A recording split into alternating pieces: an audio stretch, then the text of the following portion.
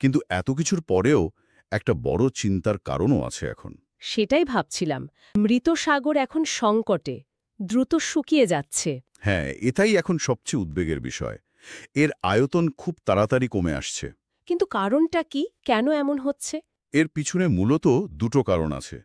প্রথমত, জর্ডান নদী, যেটা এর জলের প্রধান উৎস, সেই নদীর বেশিরভাগ জলই এখন চাষের কাজে বা মানুষের অন্য প্রয়োজনে ব্যবহার হয়ে যাচ্ছে। তার মানে মৃত সাগরে যথেষ্ট জল আসছে না। ঠিক তাই, জলপ্রবাহ অনেক কমে গেছে। আর দ্বিতীয় কারণটা হলো, এখান থেকে যে লবণ আর খনিজ তোলা হয়, হ্যাঁ। সেই শিল্পগুলো প্রচুর পরিমাণে জল তুলে নেয় বা বাষ্পীভূত করে দেয়। এই দুয়ের প্রভাবেই জলস্তর কমছে। কতটা মারাত্মক এ পরিস্থিতি? মানে কতটা দ্রুত কমছে জলস্তর? লেখাটা বলছে প্রতি বছর নাকি 1 মিটারেরও বেশি নেমে যাচ্ছে জল। প্রতি বছর ১ মিটার। হ্যাঁ, আর ফলে আরেকটা ক্ষতব তৈরি হচ্ছে। তীরের কাছাকাছি মাটির নিচে ফাঁপা জায়গা তৈরি হয়ে হঠাৎ ধস নামছে।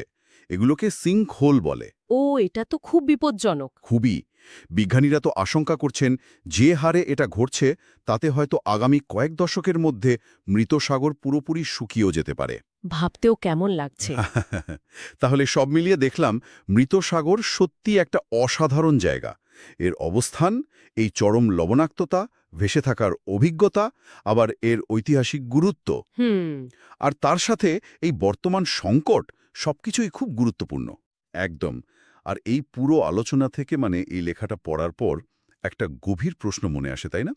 যে মৃত সাগর প্রকৃতির এত বড় একটা আশ্চর্য, অথচ এটা যে কতটা ভঙ্গুর, হ্যাঁ। সেটাই এই সংকট আমাদের সেটাই মনে করিয়ে দিচ্ছে। এর টিকে থাকাটা এখন, মানে অনেকটাই আমাদের উপর নির্ভর করছে। এটা সত্যি ভাবার মতো একটা বিষয়।